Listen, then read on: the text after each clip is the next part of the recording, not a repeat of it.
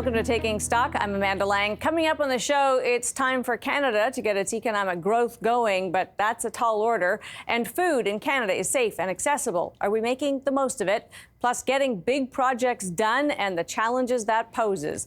That's all ahead. First, for the week that was in business, it's time for the briefs. For only the third time in Canadian history, the monarch read the speech from the throne, but the vision is the government's and sets out the agenda for the coming parliament, including moving faster on big projects, streamlining the cost of government, and a commitment for military spending. Canadian businesses are feeling the pain of tariffs. KPMG surveyed 250 of them and found that while most agree investing in productivity-enhancing tools is a good idea, 59% say they can't afford to do it, given the uncertain economic outlook. More consumers are missing credit card payments, according to Equifax. Its latest report on Canadian credit showed that 1.4 million people missed at least one payment in the first 3 months of the year.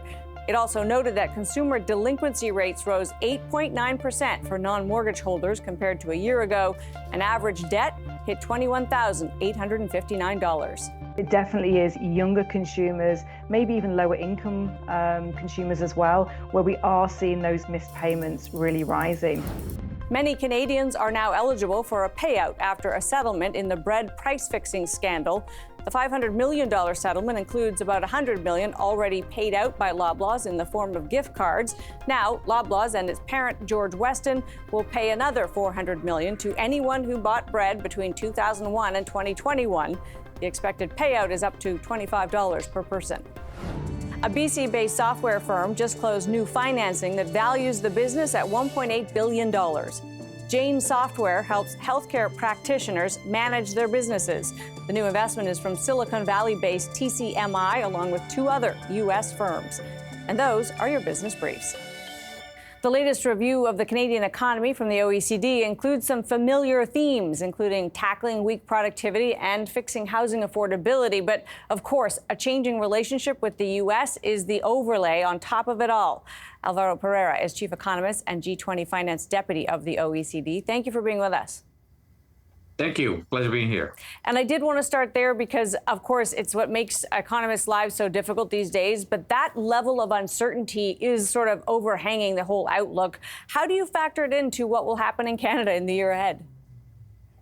Well, listen, I think for everybody that is doing forecasting these days, it's becoming very challenging, even more than so when with the uncertainty with COVID. Because very often the assumptions change quite, not on a daily basis, but it changes regularly. So it becomes very, very difficult. So what we did, we often use different scenarios with different assumptions, and then we try to understand what is the most likely scenario going forward and what is the most, more accurate assumption. So that's what I did for this forecast of the Canadian economy.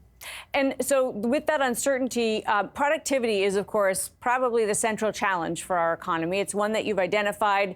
It's one that a lot of countries try to tackle. So I'm interested in your thoughts of the best way to achieve it. Are there pieces of advice that you would say from a policy point of view, or even just ideas that we would like to have in our minds that would help us improve our productivity? Well, before we talked about that, I think just to go back to your previous question on trade, by far, this is the most important factor because obviously Canada exports 70% of its products or exports goes to the United States. Mm-hmm. And so trade certainty, getting an agreement with the United States to decrease trade barriers almost close to zero for decades, with exception of a few products and a few sectors. So going back to that situation in which we have a trade deal that allows the two economies to be even more integrated, we think this is by far the most important factor to affect productivity, but also growth in the short and long term. The second issue, we look at the facts behind why is productivity so sluggish in Canada. I should say that obviously for many OECD countries in the last 20 years, there's been a decline in productivity growth. Canada is no exception, but Canada, even inside the G7, is one of the countries where it's middle of the pack, but almost on the second lower part of the pack. And so it's important to understand why is this so. In part has to do with the composition of the Canadian economy and in particular the importance of the extractive industry in the Canadian economy and the commodity markets for the Canadian economy. Mm-hmm. And so when you have the extractive industry not doing so great in terms of productivity, this affects aggregate productivity. But there's more to it, because we know that contrary to what happens in many other countries, where frontier firms are growing in terms of productivity about 3.5%. Right. Canadian frontier firms' productivity declined in the last 2 decades to about 1%.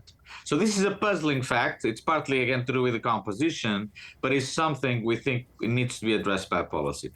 And finally, if I can, another factor I think affects productivity is not enough R&D. Canada only invests about 1.8% in terms of business R&D of GDP, whereas the OECD average is at least 3%. So Canada needs to invest a lot more in R&D and reduce skills mismatches. So Canadians are have the best educated system in the OECD. So in terms of tertiary education, by far the best in the OECD.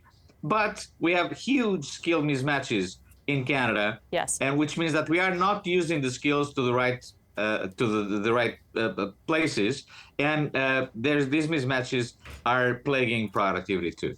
So good to have you for this. Appreciate your time today. Thank you very much. Appreciate it. Thank you. Alvaro Pereira is Chief Economist and G20 Finance Deputy of the OECD. Coming up, Canadian food is something we can all take pride in, but not something to take for granted. That's next.